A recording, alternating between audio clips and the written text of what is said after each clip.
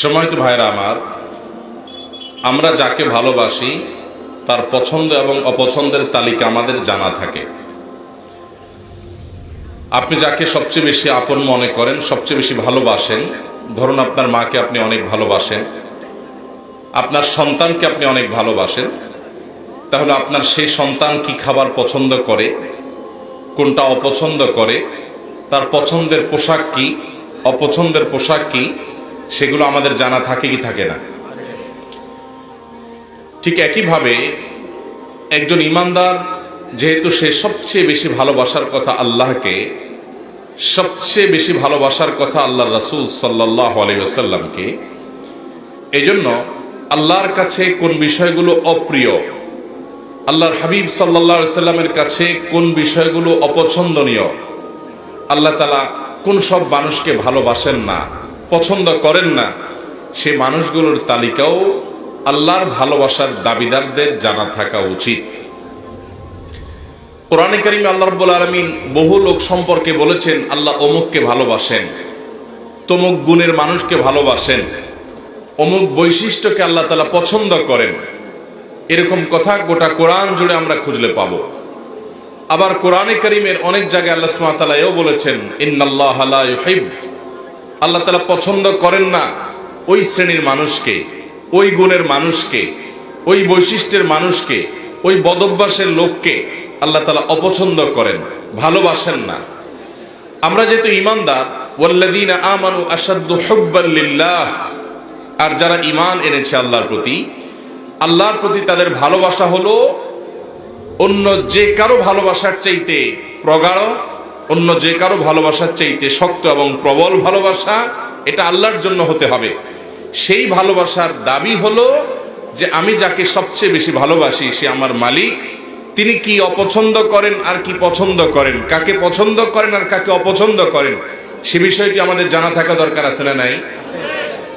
আজ আমরা কোরআনে কারীম থেকে আল্লাহর অপছন্দনীয় মানুষগুলো কারা তাদের ব্যাপারে জানবো, এবং আজকের এই মাহফিলে যদি আমাদের কারোর মধ্যে সেই গুণটি থাকে, সেই দোষটি থাকে, সেই বদভ্যাসটি থাকে যেটার কারণে আল্লাহর অপছন্দনীয় মানুষের তালিকায়, আল্লাহর অপ্রিয় মানুষের তালিকায় আমার নাম চলে গেছে, তাহলে সেক্ষেত্রে আমরা দ্রুততার সাথে এই মাহফিলে বসেই তওবায়ে নাসুহা করে, খাঁটি অন্তরে তওবা করে এখান থেকে আমরা যাব যে ওই বদভ্যাসটা ত্যাগ করে আল্লাহর প্রিয় পাত্র হওয়ার চেষ্টা করব। ঠিক আছে তো ইনশাআল্লাহ?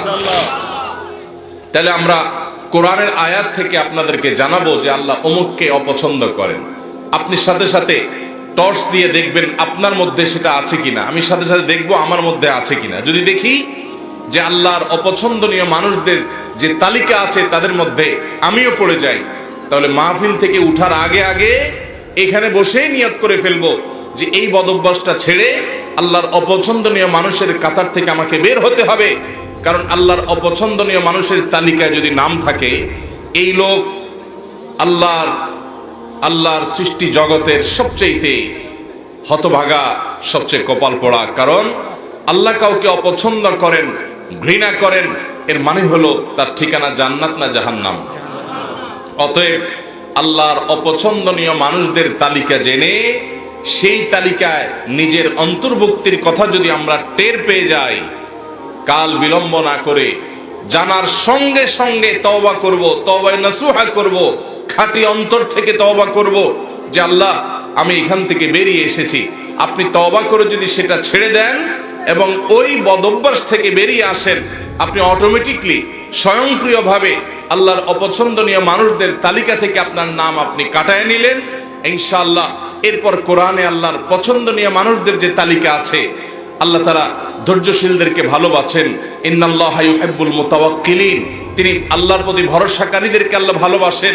ইন্নাল্লাহা ইউহিব্বুত তাওয়াবিন, আল্লাহ তওবাকারীদেরকে ভালোবাসেন।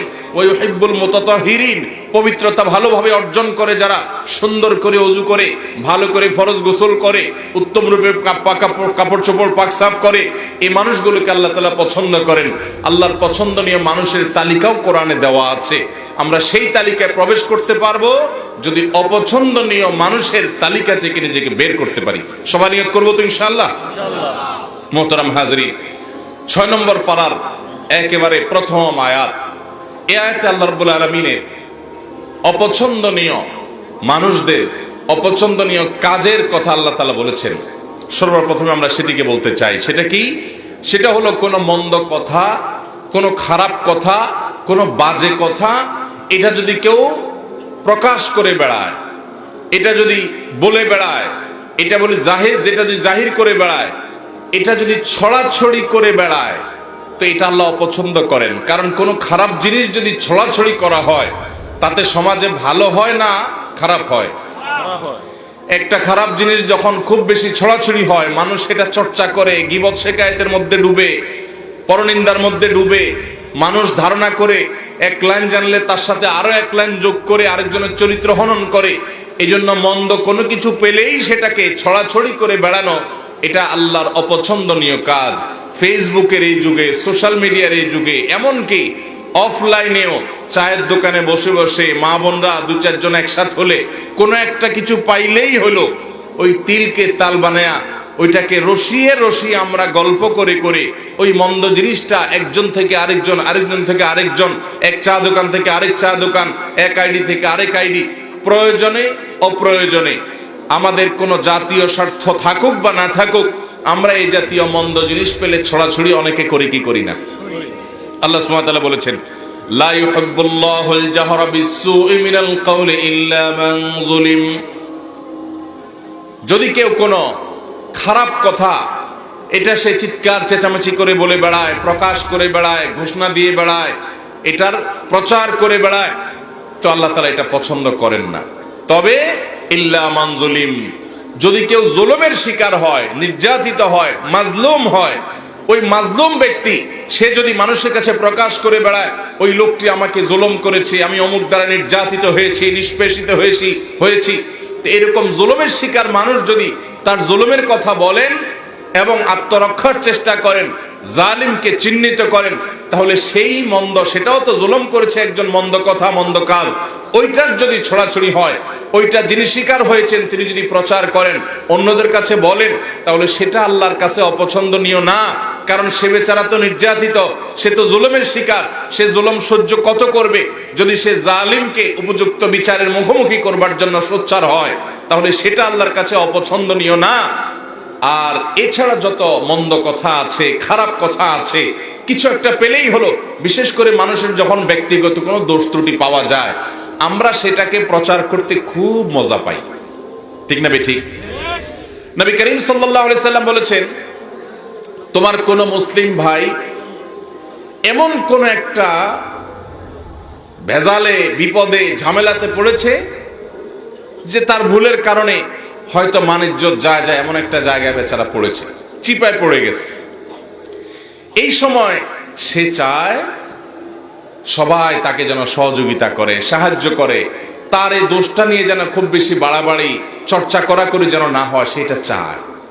ওই সময় যদি কোনো আল্লাহর বান্দা দাঁড়িয়ে ওই ব্যক্তির ইজ্জতকে বাঁচাবার চেষ্টা করে, যে ভুলে হয়ে গেছে, অথবা এরকম জটিল কিছু না, বেচারাকে একটু তার সম্মানটাকে রক্ষা করার চেষ্টা করে, তাহলে সেক্ষেত্রে যে এই উদ্যোগ নিল একজনের ইজ্জতকে বাঁচাবার জন্য, এই বেচারাও, এই লোকটাও তার জীবনে কখনো যদি এরকম বিপদে পড়ে, তাহলে আল্লাহ সুবহানাহু ওয়া তাআলা তার ইজ্জতকে এইভাবে রক্ষা করবেন।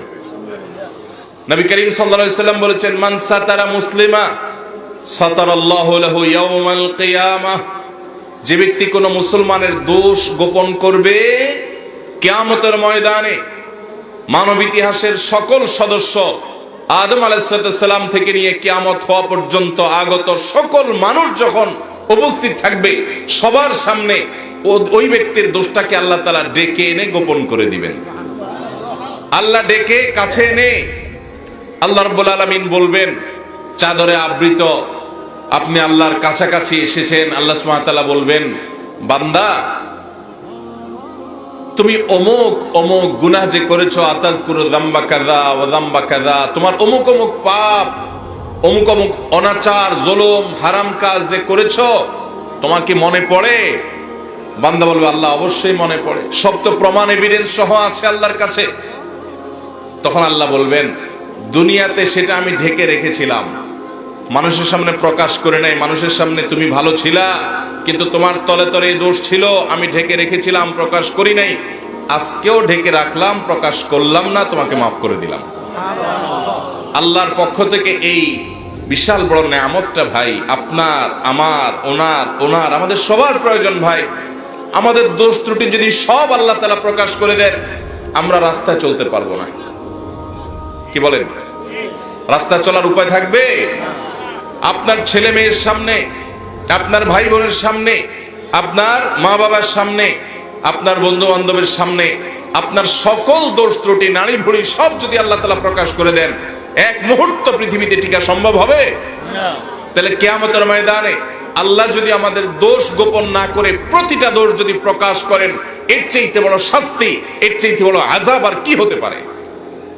সে আযাব থেকে বাঁচার জন্য অন্যতম উপায় এবং মাধ্যম হলো দুনিয়াতে মানুষের দোষ ত্রুটি পেলেই সেটা বলে বেড়ানোর এই মানসিকতা পরিহার করতে হবে। হ্যাঁ, কিছু দোষের প্রচার প্রয়োজন আছে, মানুষকে সাবধান করার জন্য, সতর্ক করার জন্য, সেটাও যতটুকু না করলে নয় ততটুকু। এর বাইরে মানুষের দোষ নিয়ে অহেতুক চর্চা করে বেড়ানো, বিশেষ করে আবারও বলছি, ফেসবুকের এই যুগে, টুইটার, সোশ্যাল মিডিয়ার এই যুগে, টিকটকের এই যুগে কিছু একটা পেলেই হলো এক শ্রেণীর ভাইরা আছি আমরা ওইটা নিয়ে রাস্তায় ঝাঁপায়া পড়ি। আল্লাহ আমাদের সবাইকে হেদায়েত দান করুন। তাহলে এক শ্রেণীর মানুষের কথা জানলাম যাদেরকে আল্লাহ তাআলা অপছন্দ করেন, আল্লাহ তাদের পছন্দ করেন না। আল্লাহ বলেছেন ইন্নাল্লাহা লা ইউহিব, ইন্নাহু লা ইউহিব বালা ইউহিব্বুল্লাহ। আল্লাহ তাআলা অপছন্দ করেন কাদেরকে? লা ইউহিব্বুল্লাহুল জাহরা বিসসুই মিনাল কাওলি ইল্লা মান যুলিম। কোন খারাপ কথা এটাকে যে চিৎকার করে বেড়ায়, প্রকাশ করে বেড়ায়, ঘোষণা দিয়ে বেড়ায়, এটাকে আল্লাহ অপছন্দ করেন। তাহলে কোনো খারাপ জিনিসের ছড়াছড়ি করা যাবে? করা যাবে না। আল্লাহ আমাদেরকে এই হারাম কাজ থেকে, এই নাজায়েজ কাজ থেকে, এই গুনাহের কাজ থেকে বেঁচে থাকার তৌফিক দান করুন।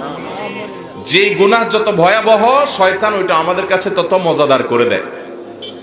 তাহলে একটা জানলাম আমরা, খারাপ জিনিসের ছড়াছড়ি, খারাপ কথা, খারাপ বিষয়, খারাপ ঘটনা, এগুলার অপ্রয়োজনীয় বিশেষ কোনো স্বার্থ বা যৌক্তিক কারণ ছাড়া ওইটার ছড়াছড়ি আল্লাহ তাআলা পছন্দ করেন না।